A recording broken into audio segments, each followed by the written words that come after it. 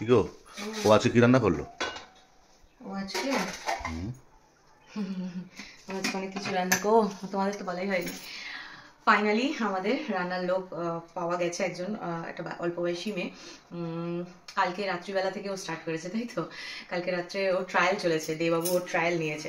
তো নিয়ে দেখেছে যে না, রান্না করে তার রান্না ভালো লেগেছে খেতে। ঠিকই আছে। হ্যাঁ, মানে আমরা যেরকম খাই অলমোস্ট সিমিলার, একদম সেম টু সেম তো হয় না, বাট হ্যাঁ খুব বেশি তেল মশলা দিয়ে রিচ করতে না করা হয়েছিল, তো মেনেই করেছে। তো কি রান্না করেছিল দেখবে, এই দেখো, মাটন। আমরা তো কালকে গেছিলাম এমসে, দেখেই চোখ, খাওয়া দাওয়া ঠিক মতো কিছুই হয়নি। তো রাত্রে মানে বিকালবেলা উনি বলছেন আমাকে যে এক কাজ করো, ওকে বলো, মানে আজ থেকে আসার কথা ছিল, আজকে থেকে। তো ফোন বলছে, ওকে বলো ফোন করে যে আজকেই বিকাল থেকে আসতে, আর আজকে ও বরঞ্চ একটু মাটন রান্না করুক, দেখি ও কিরকম রান্না করতে পারে। মানে আমাদের মানে কি বলবো, বাঙালিদের চিন্তাধারায় এরকম, মাটন যদি ঠিকঠাক রান্না করে বাকি রান্না মোটামুটি পারবে, অসুবিধা হবে না। তো যাই হোক, মা কালকে রাত্রিবেলা এসে মাংস রান্না করেছিল, আমি তো খাইনি, বাবা ছেলে খেয়েছে। এখন এই রয়েছে, তবে এটাকে এখন গরম করতে হবে। আমি এখন একটা ছোট পিস খেলেও খেতে পারি, নাও খেতে পারি, যাই হোক এরা খাবে। ছেলে তো স্কুল থেকে এসে খাবে। আর আজকে সকালবেলা এসে ও যেটা রান্না করেছে সেটা হলো এই যে, এদিকে আসো, ভাতের মধ্যে উচ্ছে সেদ্ধ উকি মারছে, যেটা আমি এখন বের করতে নিয়েছিলাম, বাট তোমাদের বলেনি, পরে বের করছি। তার সঙ্গে রয়েছে হচ্ছে পেঁপে সিদ্ধ, এই দুটো আমার জন্য। আর এখানে রয়েছে হচ্ছে লাল শাক ভাজা, আর এটা হচ্ছে কুমড়োর একটা ওই ছক্কা টাইপের করেছে। এই গেল। আর হচ্ছে এই যে এদিকে এখানে আছে হচ্ছে আলু পটলের ডালনা, একটু রসা রসা করে, মানে রসিয়ে কষিয়ে করেছে। এই যে দেখো, বাহ, দেখতে তো ভালোই লাগছে। হ্যাঁ, আমাকে ও নুনটা টেস্ট করতে বলেছিল, নুন টেস্ট করলাম, আমরা যেরকম খাই এরকমই ঝাল ঝাল নুন নুন।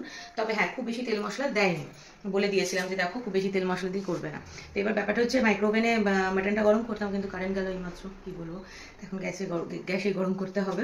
তো এই গেল। আচ্ছা হ্যাঁ, তোমাদের বলি, তোমরা আমাকে অনেকেই কোয়েরি করছো যে দিদি তুমি পেঁপে খাচ্ছ। তো আমি পেঁপে নিয়ে এর আগেও অনেকবার বলেছি, তারপরেও তোমরা জিজ্ঞেস করছো। তো হ্যাঁ, আমি খাচ্ছি। তোমরা তোমাদের মতো ডাক্তারকে জিজ্ঞেস করে কনসাল্ট করে নিয়ে খেও। আমি রিওর বেলাতেও কনসাল্ট করে খেয়েছিলাম, কোনো অসুবিধা হয়নি, এবারও তাই। এই একটা গেল। সেকেন্ড হচ্ছে, দিদি তুমি মাটন খাচ্ছো বা এটা খাচ্ছো ওটা খাচ্ছো, কোনো অসুবিধা হচ্ছে কি হচ্ছে না? তো সেই ব্যাপারে বলি যে না, অসুবিধা হচ্ছে না, অসুবিধা হলে নিশ্চয়ই খেতাম না, তবে বুঝে শুনে খেয়ে। হ্যাঁ, এরকম নয় কি তুমি অনেক খেয়ে নিচ্ছ, একটা ছোট এক আধটা পিস খাচ্ছ, তাতে কোনো রকম কোনো অসুবিধা আমার হচ্ছে না। তবে এটা ম্যান টু ম্যান ভ্যারি করে, আমার এখনো অবধি ঠিকঠাক আছে।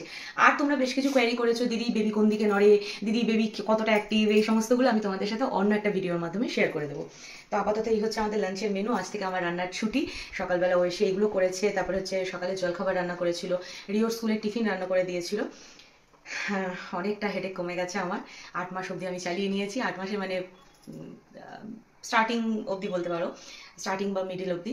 এখন ওর উপরে ছেড়ে দিয়েছি, এবার বাকিটা ও সামলাবে। তবে খাবার দাবার ভালো বানিয়েছে। যাই হোক, চলো এবার আমরা লাঞ্চ করে নিই, কারেন্টটা গেছে, কারেন্ট ছাড়াই খেতে হবে, কিছু করার নেই। তোমাদের লাঞ্চের মেনুকে অবশ্যই কমেন্ট করে জানিও। চলো টাটা।